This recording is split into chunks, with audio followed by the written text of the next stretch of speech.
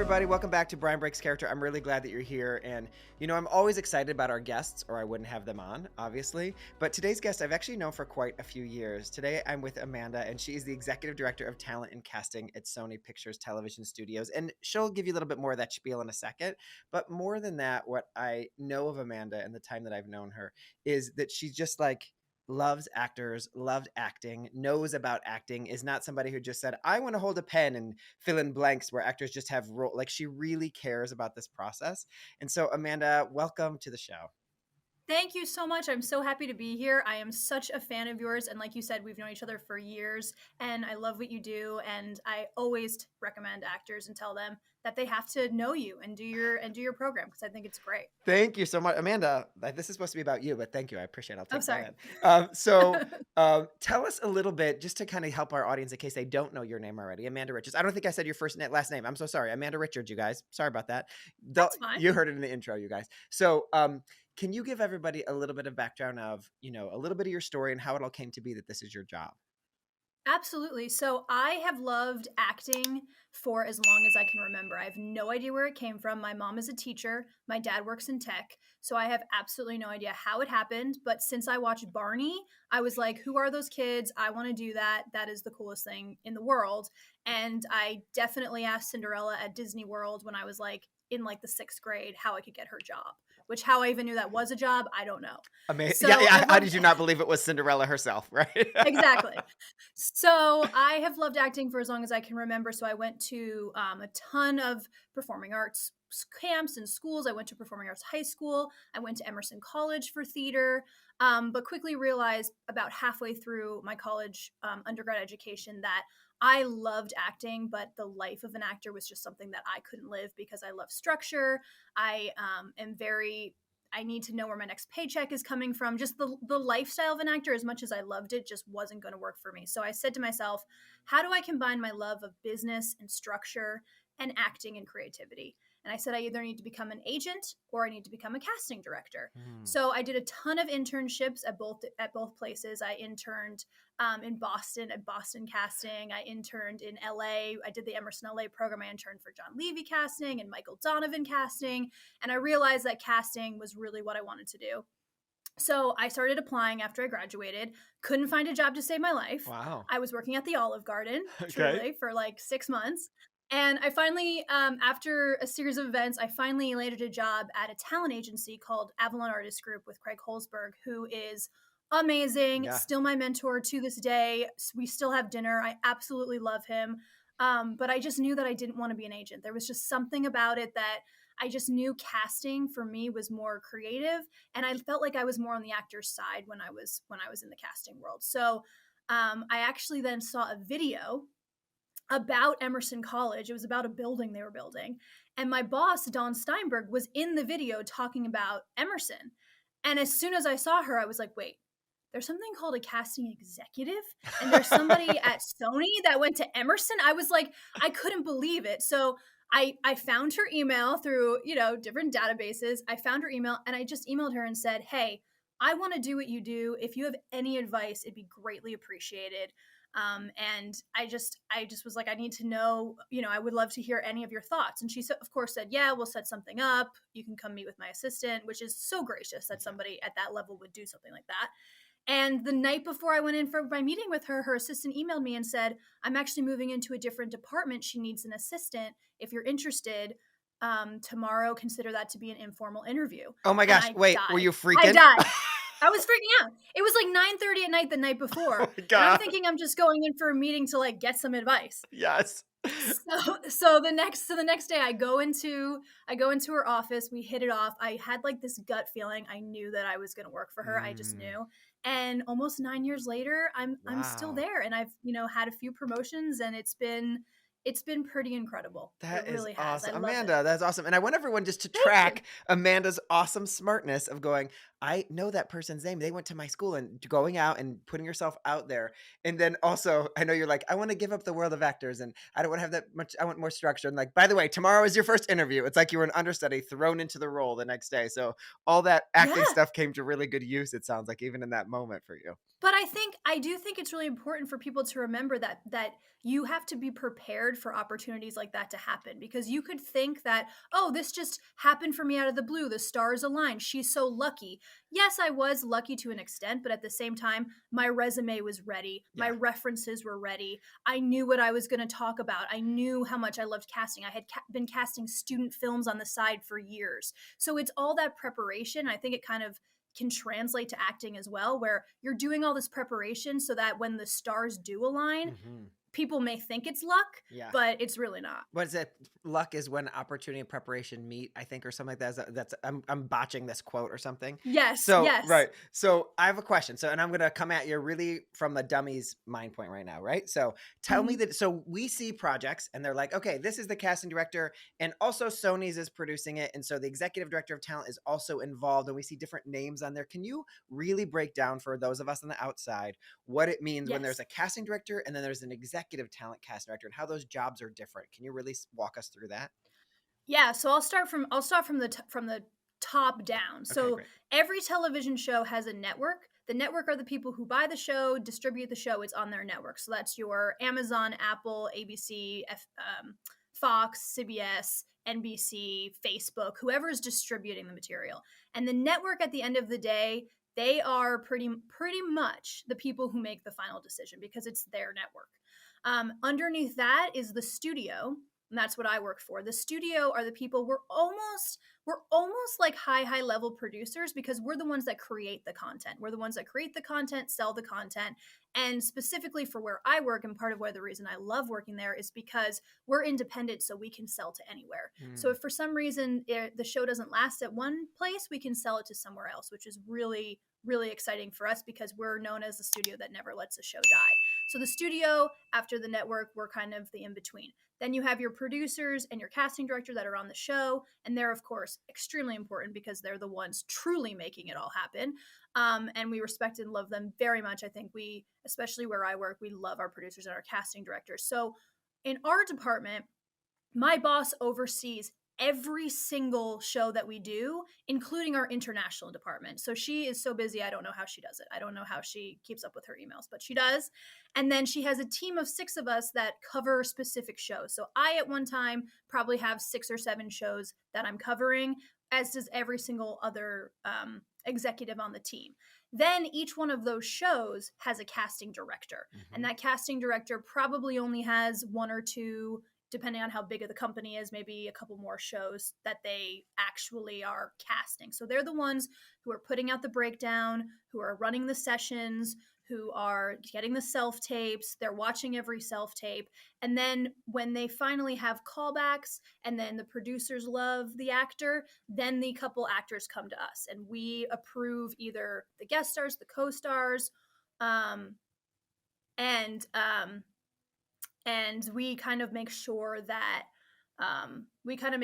it's all approved, and then we send it up to the network and they have the final approval. So it's a lot of hats, it's a lot of cooks in the kitchen, but it does get done. And that's kind of how we're involved. So we're like the step between when you have that producer session and then you have that studio test at the studio. So great. So I want to even go even deeper. So for me, the actor, right? And I'm like excited about my audition, or I'm trying to get casting directors to know me, and I'm going out there and doing my due.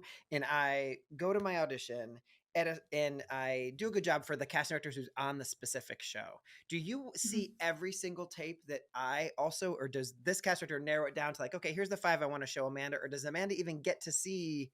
Do I just show her my first choice? How does that piece work? I can see every tape, which is exciting Yeah. because we have something called Cast It, where the casting director will post all of the videos. So we can watch everything. And sometimes it does come down to that. If we're having a lot of trouble finding a role, sometimes, we'll basically go, on a Saturday and watch every tape and, try to figure it out. But most of the time, and just because we have so many shows and there's only so many hours in the day, most of the time the casting director will probably, if it's a series regular, they'll send us probably the top 2 or 3 people. If it's a guest star, we'll probably see 1, maybe 2. And then co-stars, we generally just see the choice. And I generally always approve those. Got it. And is the point in that cycle just kind of like we want to kind of make sure that the person, like if we I think about it like in terms of my team and the people who help me with my business, right? And my Mhm. helping actors, right? Like there's some decisions that Brian doesn't need to know about because I want to empower them to keep making the decisions and move things forward so that the whole world doesn't come to a halt. So what I'm hearing you say is like we want the cast director to be able to like, yes, we probably are going to improve your co-stars. I don't need to get down in the weeds of you trying to choose those people. When it comes to series regulars, we're going to want to have a bigger hand in that.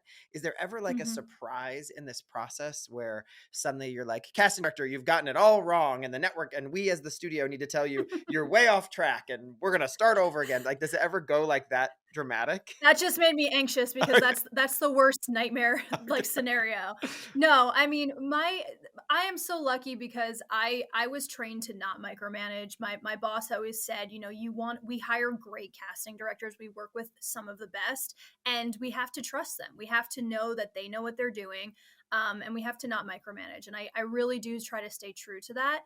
And I do I do think that the reason that that doesn't happen very often is because we do something in the beginning of the process when we first start a pilot called a casting concept call. And that's when we get every single creative person, sometimes even presidents of the studio and network, on the phone. And we truly just go through every single character and have the showrunner explain the character, explain what they're looking for, explain who they are, explain even some prototypes that they may have of, oh, this person, you know, is kind of who we based it off of or whatever.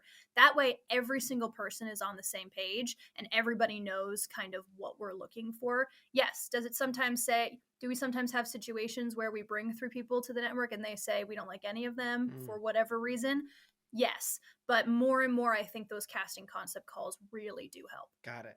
And then, so this is so fascinating because I think a lot of actors will be very confused. Like, how does the executive fit into my ability to end up on a show, right? And so, would you say, and most times it sounds like you get to be in the position of awesome cheerleader, for like because Yes. you're like, yes, this is a great choice. Let's move forward with this. Do you ever find yourself needing to be the person who's like, hey, you guys didn't see this actor, or hey, I want to make sure you see that actor? Is that ever something that has to come up, or is even expected from your position, or no?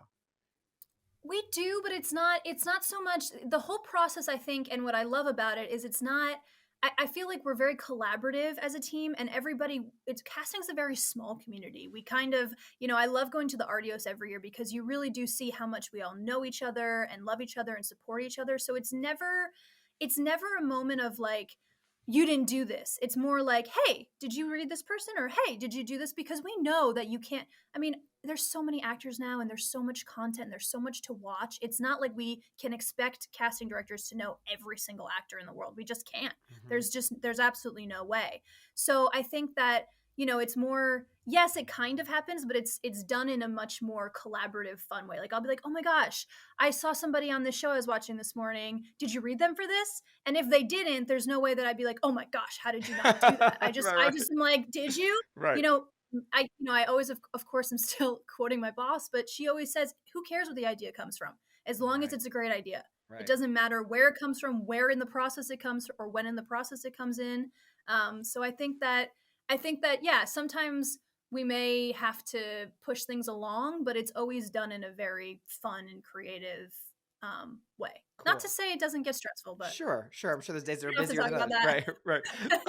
And then for you, who is like, are you ever able to like personally like see an actor continue to move up or continue to get new jobs because you're seeing them like maybe being submitted for a guest star, then suddenly you're seeing them through a series regular? Like, are you able to have your own like little list of like, I'm a fan of these people in your head, even if you're not like writing it down, but do you have that Oh my experience? gosh.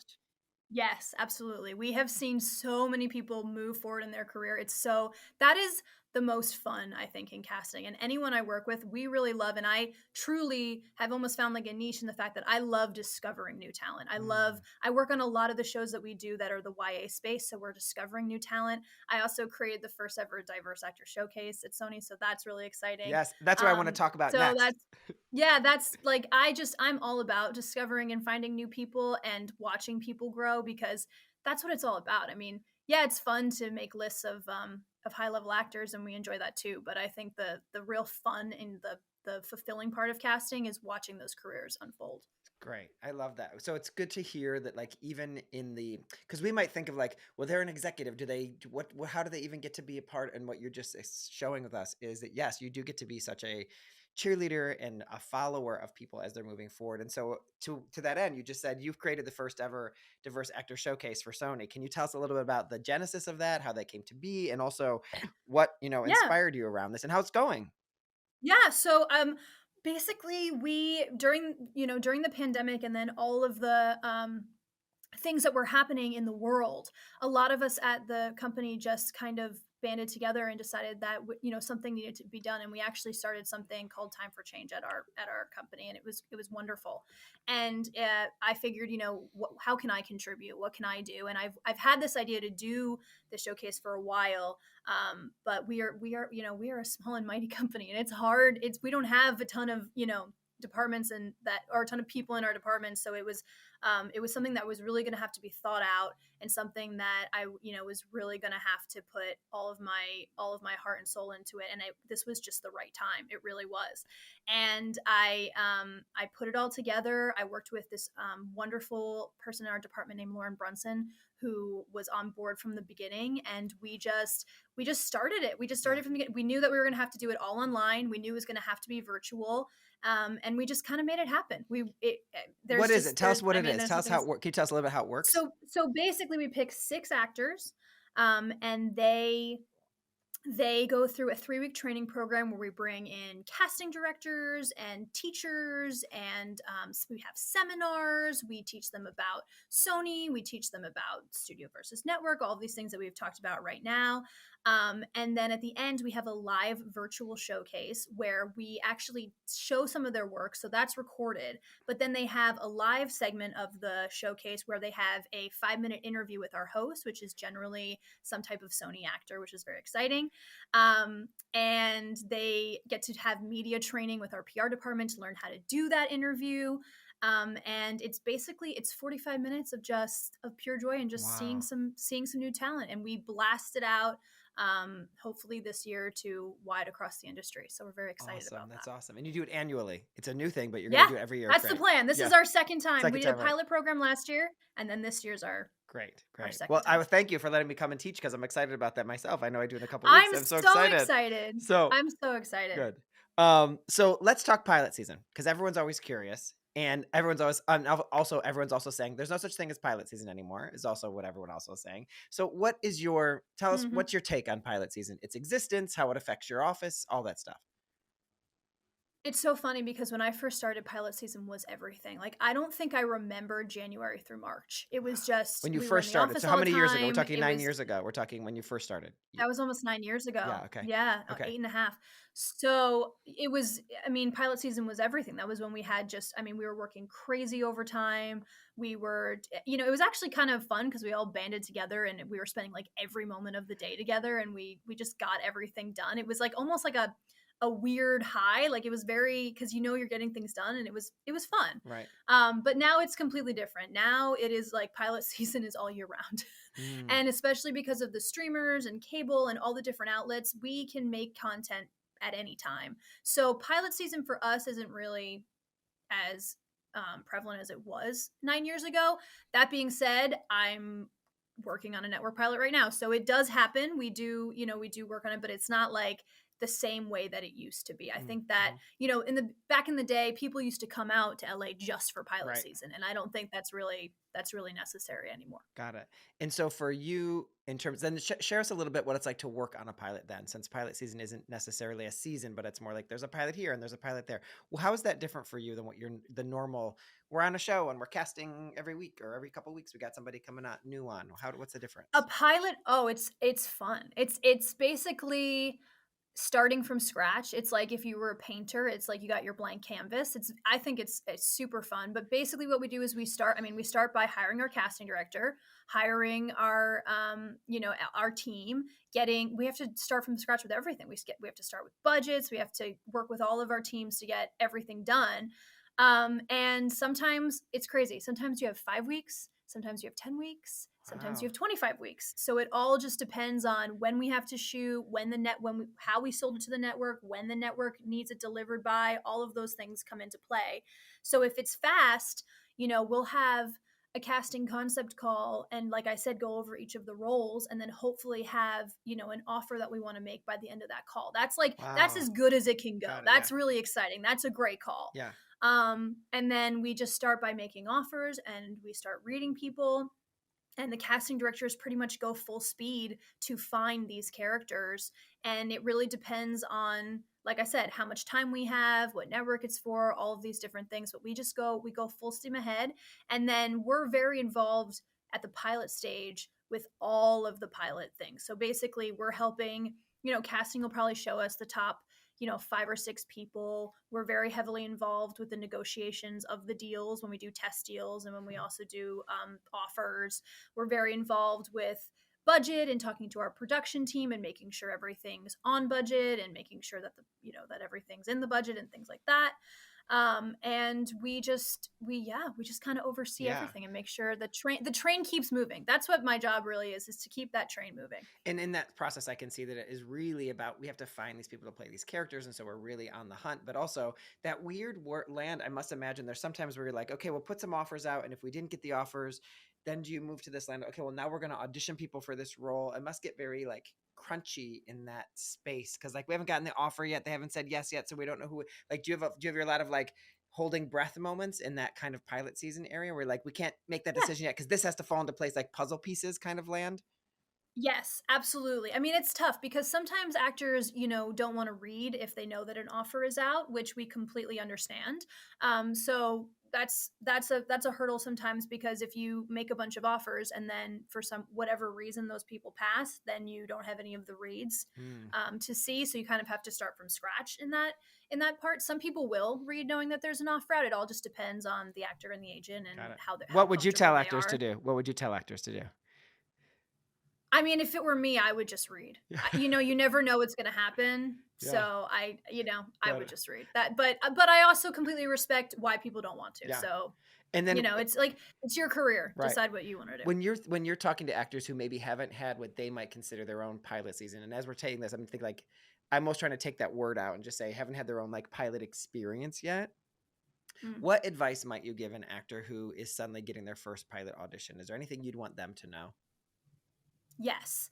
The biggest thing that I think is super important is to make the audition your own in any way possible. I do think that people a lot of times try to do what they think we want, and that never goes over well. It's very obvious to tell if someone's just trying to play what they think you want to see. I think it's always important to do your interpretation of the role, bring yourself to the role, because 9 times out of 10, the first role that you're going to book, first big series regular, is kind of going to be an extension of who you are, or it's going to be very much you. Now, granted, I know that I know that there's an exception to every rule. One time I said this and an actor said to me, "Well, I always get cast as murderer. So are you saying that that's part of who I am?" And I was like, "No, that's not what I'm saying.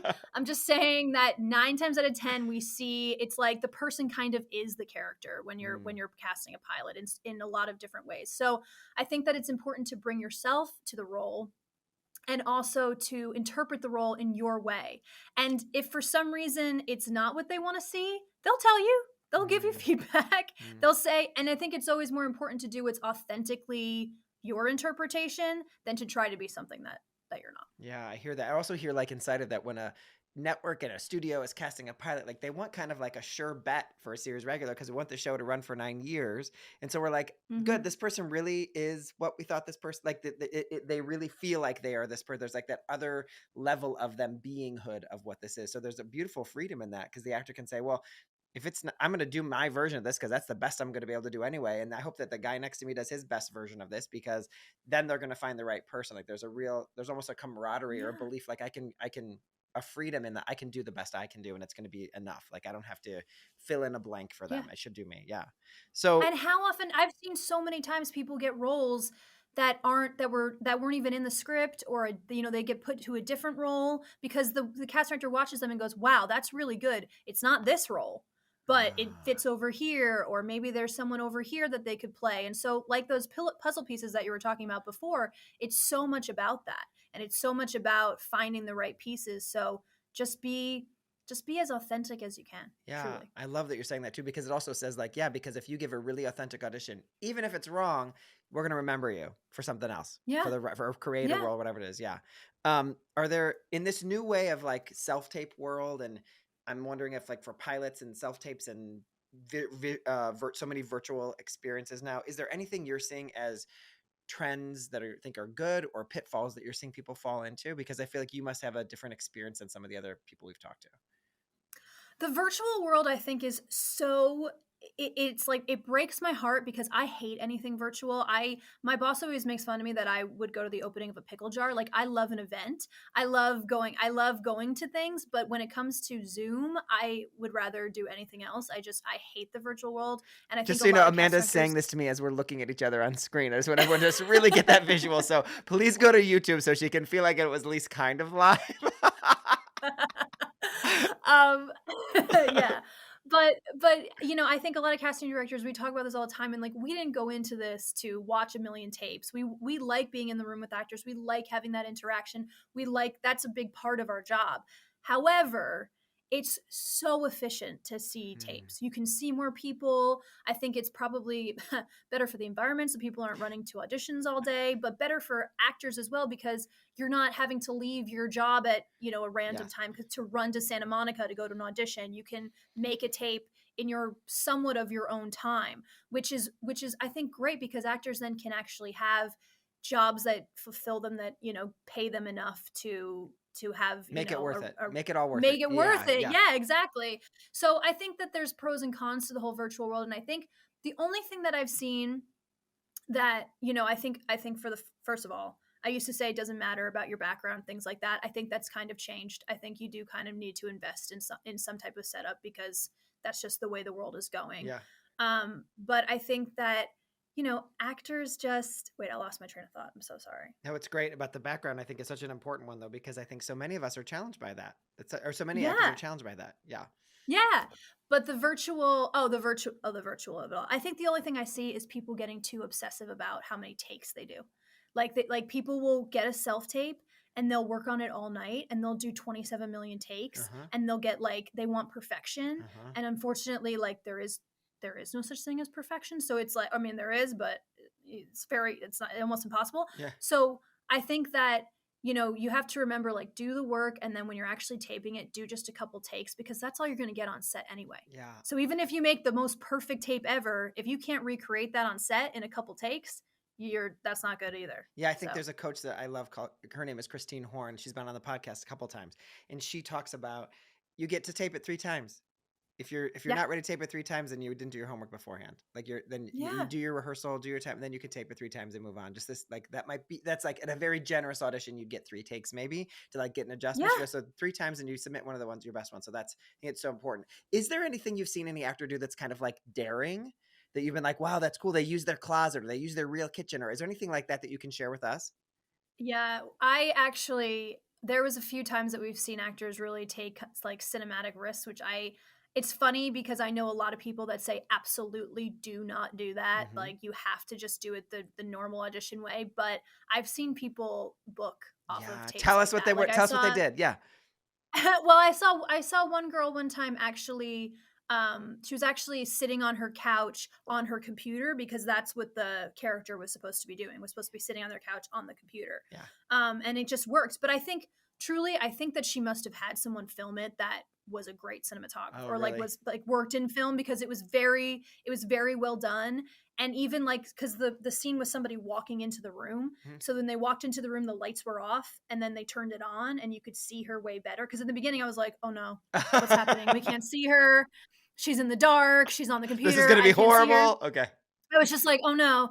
And then it turned out to be great. So I think, and this is something that I always say all the time, I think that every single person that you hear and speak to, they're going to have some opinion about what you should do, what you can't do. But what I love about this industry is that there is no way to do it. There's no one way, there's no right way. It's all kind of what you feel and what you believe, and how you want to present yourself to the world. And so if you want to take that risk, it could totally not work. And you could be like, okay, that was silly. I shouldn't have done that. Or it could be the best thing you ever did. And you kind of have to just decide, in just like in any profession, how you want to present yourself to the world. So if you want to, some people are going to tell you absolutely don't do that. Some people are going to say you have to do that. And you have to take what everyone says with a grain of salt, truly. Yeah. Amanda, when I think about this, because I have a lot of actors who talk about this and say like, I tried this or I tried that. To me, it feels like if it isn't motivated, you would second guess the actor. Right? Like if it was just a scene where the person is standing anyway and having a conversation, why did you bother to like light your whole kitchen and make it happen in a kitchen where you were just going to stand there anyway? But if you were actually going to turn around and touch the stove for a second, and then like, otherwise we're like, why? Otherwise it can be like you're doing a trick of some kind. Have you seen any like super flops at this process? Or are you never getting to see the floppy tapes? I don't get to see the floppy tapes, but I have when I've done back in the day, I don't do this anymore, but back in the day when I would do like student films and things, I saw some pretty gnarly tapes. And but listen, watch it back. That's the beauty of all this. You can watch it back. So take that risk, and we all are so virtual now and watch so much social media and so many tapes that you kind of know what works and what doesn't. So maybe take the risk and see if it works. Ask your best friend, ask someone you trust, your manager, Yeah. And I think that what I'm hearing inside of this also is feel free to not always play it safe if it's something that's going to inspire you and let you not look like I said. There's a difference between like taking a risk that is motivated or like taking a risk that makes sense versus I'm just doing this to be weird, in which case we can all see that you're doing this to be weird, that you're trying to be different, as opposed to I really feel like this scene's going to be better when I put it on tape if I do it. Like I remember hearing the story of a woman who booked Two Broke Girls. I think it was a series regular, recurring guest star. And she shot her audition tape is standing in her walk-in closet because she was supposed to be at a store. And she was like, I just need to pull at the thing and look at it and look back at her and just feel like I can do that. And booked off of it. And it was awesome, obviously. But part of it is also like her acting wasn't like, and now I'm going to be like, shitty acting with this, like you have to like live up to your set in some ways. I think you can't, right? So her rehearsal before that wasn't just like, great, I'm gonna do this in my closet, I'm done. Like she had a reason why it worked, right? So I think it's interesting to think about that. And I think I really encourage actors to, like you said, like take the risk and just make sure it's not a kooky one. And if you want to do it to be weird, do it and be weird, and then just don't send it in. Right, totally. I'm all about being weird, and you know what I mean? Like if you need to go and do the scene that way because there's something inspiring you to do it like that, do it. And then if you watch it and you go, okay, that was just me being weird. Great, you got to do it, and then make it. And also maybe that rehearsal helped you get better at the scene. There's also that. Exactly. Right. Yeah. Can you tell us a little bit, just because the world is virtual, like we talked about, what does testing look like these days? Is it still? It's so different. Is it okay? Walk us through. It used to, when I started, I'm like aging myself, but when I started, it was such a thing. It was all live, and I actually kind of liked it because I'm a theater girl, and it was almost like a show. Yeah. It was like everyone would come down to the testing room, and the actors would do their scenes, and I, as the casting assistant back in the day, would have to like bring them in and announce them, and it was like, I don't know, it was almost like a production in a weird way, like a theater production. Now it's way more tape. So your producer session where you tape or your chemistry read will then be sent to the network and studio. So basically you don't have to like go in for a test. You just, the tape gets sent. So when you do you do it on Zoom then? Is this happen all? Yes. What used to happen is we would be in a room and we'd all watch it together. And then now it's on Zoom, and the casting assistants will share their screen, and everyone will watch the tape together. Got it. And so if I'm the actor who's testing, am I testing on I'm testing on Zoom with just the assistant? You guys aren't there at the same time. You're going to watch the tape afterwards. Yes. You do the Zoom with maybe the producers, the casting director, but then it gets sent to the studio and network. Got it. So in all this, I don't want to, I appreciate all your time and really what you've shared with Amanda. I'm sure people are like, minds are spinning right now. But if you were to say, in the past 8.5 years of doing this, what has being in your position and being in this world, what's the biggest lesson it's taught you? I actually said this at my 30th birthday party. The biggest thing that I've learned is that no one cares as much as you think they do, and no one is judging you as much as you think they are, and everyone is just trying to get by, and everyone is doing this because they love this. And I think that so often in all of this, we get in our heads and we think about, oh no, like they didn't like me or blah blah blah. And it's truly, funny enough, I really think I went into casting a lot to kind of know what was going on the other side, because as an actor, you don't know. And that drove me crazy. And now that I am on the other side, I'm like, oh, it is not as bad as I thought it was. No one's sitting there with like, with like their cigarette being like, oh my God, she's terrible. This is horrible. Like it's not like that. Like I said, everything is very collaborative and kind. And maybe that's just the experience I've had because I've worked at a very, very, great studio, and I've worked on a great team, and I have a great boss. But it's not, I just don't think um it's as intense or pretentious as I once thought it was. Yeah, I love that. You said there's a So no one cares. no one cares. I mean, we have a song we sing over here, Brian Industries, which we say, no one cares, no one cares, no one cares, no one cares. As soon as you get too far in your head, we got to remember people are just not thinking about you as much as you're thinking about them. And it gives you this kind of freedom, not in a like no one cares about you, but in a very like it's going to be so much freer for you. I want to think about themselves, right? Exactly. Amanda, I want to thank you so much for your time today. And 2 questions I have for you quick. If people want to either stay in touch or track what's going on at Sony, especially regarding to the diverse showcase, can you give us places to do that? Yes. So the breakdown will go. Well, it already went out and is done by now. But the breakdown goes out once a year on Breakdown Express and Actors Access. And then as far as, I mean, you can follow me on social media. My Instagram is AmandaFTA31. But then you're also going to see, pictures of me and my dog. Great. We love that. But, we love but dogs. Sometimes I'll post sometimes about like what's going on. But yeah. Great. And annually, just so everyone knows and they clock it in their head, what time of year did that breakdown usually go out for the diverse showcase? This year it went out the second week of February, so usually in the winter. But that could change. Things change every year. Great. So keep your eyes on Actors Access. You all know to do that anyway, and people who listen to this podcast. And you all did. We got a lot of submissions. Great. Amanda, thank you so much for your time today. And I know that we will have you back again sometime soon. Brilliant. All right. Thank Take you. care, Thanks, Amanda. everybody. All right, bye-bye.